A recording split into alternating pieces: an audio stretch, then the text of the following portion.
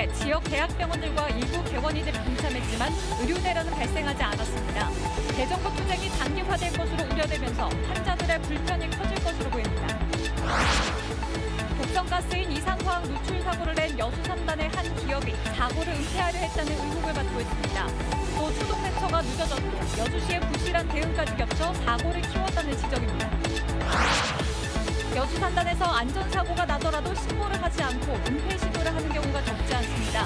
기업들의 안전 불감증에다 소방망이 처벌로 90년째 되풀이되고 있습니다. 고흥 우주발사체 국가산업단지 조성 사업이 국가 정책 사업으로 확정됐습니다. 정부의 예비타당성 조사가 면제될 것으로 예상되면서 사업의 속도가 붙을 전망입니다. 여러분 안녕하십니까? KBC 8시 뉴스입니다. 대한의사협회 집단 휴진 강행 방침에 지역 대학병원들과 일부 개원이들이 동참했지만 의료대란은 발생하지 않았습니다. 하지만 광주시 의사회가 대정부 투쟁을 강화하겠다고 밝히면서 환자들의 불편과 불만은 커질 것으로 보입니다. 신대희 기자가 보도합니다. 전남대병원 진료 접수 창구가 한산합니다. 신경과 등 일부 진료과도 텅 빈 모습입니다.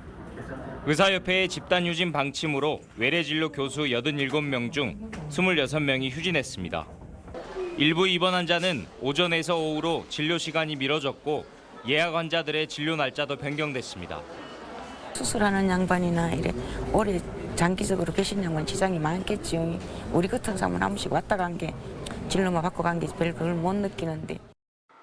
외래 진료 교수 62명 중 24명이 휴진한 조선대병원도 필수 진료과에 대해서는 정상 운영했습니다. 동네 병의원은 일부만 문을 닫았고 원장 개인 사유 또는 의료기기 오류 때문에 휴진한다고 안내했습니다. 휴진한 줄 모르고 동네 병원을 찾았다가 돌아선 시민도 있었습니다. 그 사람들은 무섭게는 그들도 아까 진료 현장을 떠난 의사들은 전공의의 면허 정지 처분 취소와 의대 증원 재조정을 요구하며 투쟁을 이어가겠다고 밝혔습니다.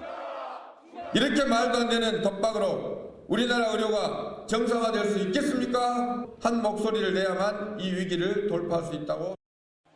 환자들은 의료 파행 장기화를 걱정했습니다.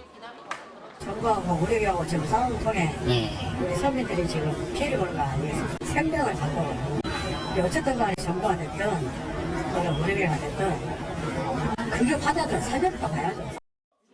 내년도 의대 정원이 확정된 상황에 의료계가 휴진을 강행하고 정부가 강경 대응하면서 피해는 고스란히 환자들에게 전가되고 있습니다.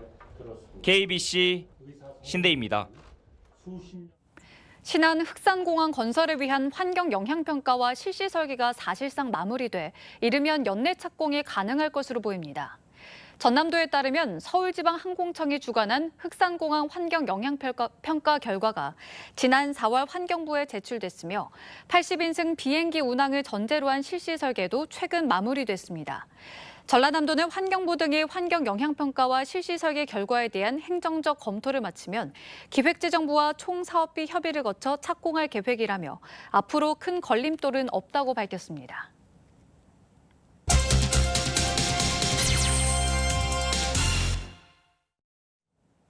독성가스 이산화학 누출 사고를 낸 여수 3단 세아 M&S가 사고를 은폐하려 했다는 의혹이 제기되고 있습니다.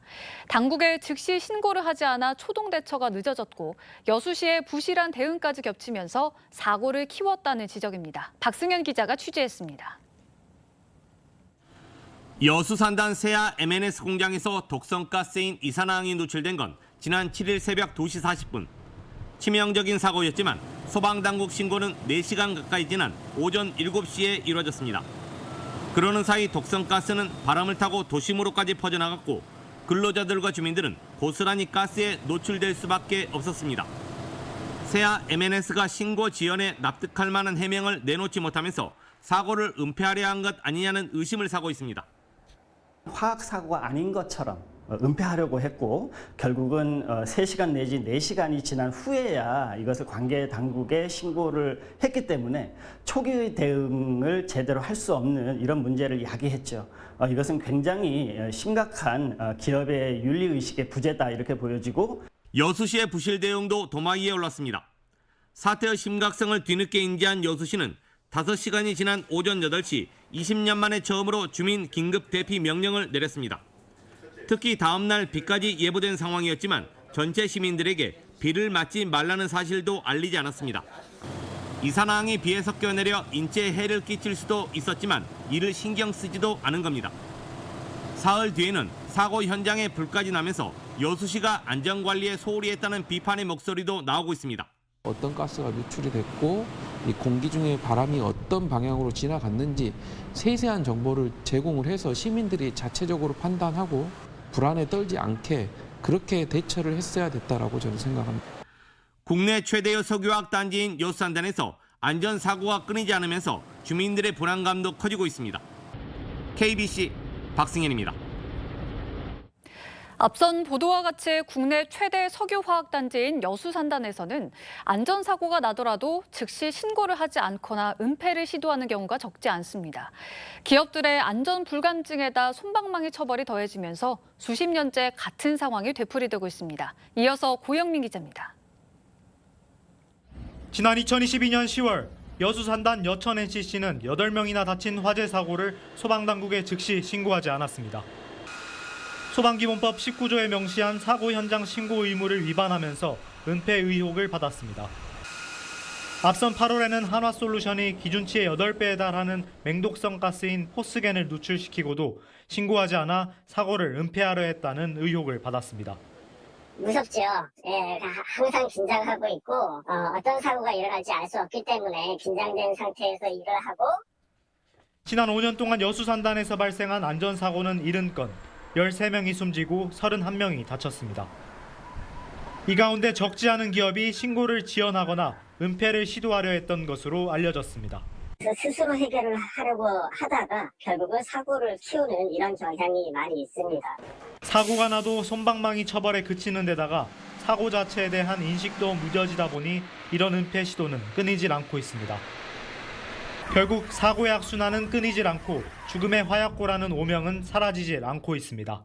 여기에 대한 정부 관할을 하는 것이 여러 부처에 깔려 있고 또 담당 공무원들도 단기간에 1, 2년 안에 바뀌는 경향이 있어서 이걸 참 규제하기가 쉽지 않은 상황입니다. 그렇다고 한다면 가장 책임 있는 주체는 누가 돼야 될 것이냐, 경영 책임자가 져야 됩니다.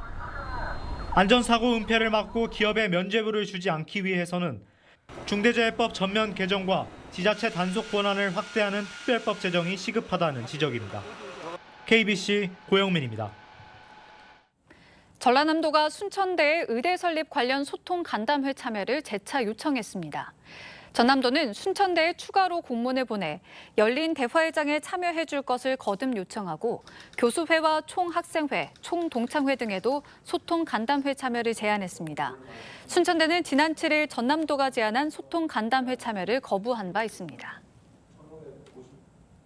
민주당 소속 광주 지역 국회의원 8명이 민영배 의원의 민주당 최고위원 출마와 양부남 의원의 광주시당 위원장 출마를 합의했다고 밝혔습니다. 광주 지역 국회의원 8명은 오늘 국회의원회관에서 간담회를 갖고 호남 정치복원과 민주당 정권 재창출을 위해 민영배 의원이 호남 대표 주자로 민주당 최고위원에 당선되는데 힘을 모으겠다고 강조했습니다. 양부남 의원은 광주시당 위원장이 된다면 현역 의원인 나머지 7명의 지역위원장과 함께 시당을 공동 운영하면서 지방선거에서 전국 최다 득표와 최고 투표율을 목표로 뛰겠다고 밝혔습니다. 광주광역시가 광주 글로벌모터스의 안정적인 생산 환경을 마련하기 위해 업무용 차량 구입 시 캐스퍼 전기차를 우선 구매하기로 했습니다. 광주시는 최근 국내 전기차 판매량이 감소 추세를 보이고 있는 상황에서 광주 글로벌모터스가 생산하는 캐스퍼 전기차를 시와 산하기관의 업무용 차량으로 우선 구매할 방침이라고 밝혔습니다. 광주 글로벌모터스는 다음 달부터 캐스퍼 전기차를 본격적으로 양산해 올해 17,000대 생산을 목표로 하고 있습니다. 고흥 우주발사체 국가산업단지 조성 사업이 국가정책사업으로 확정됐습니다. 기획재정부의 예비타당성 조사가 면제될 것으로 예상되면서 사업의 속도가 붙을 전망입니다. 이상원 기자의 보도입니다. 고흥의 우주발사체 국가산업단지를 조성하려는 사업안이 국무회의에서 국가정책사업으로 최종 확정됐습니다. 지난해 정부가 발표한 전국 15개 신규 국가 산단 중 지방에서 국가 정책 사업 확정은 처음입니다. 고흥군은 신속한 산단 조성을 위해 예타 면제를 정부에 건의해왔고 빠르면 다음 달 기재부에서 예타 면제가 확정될 것으로 보입니다.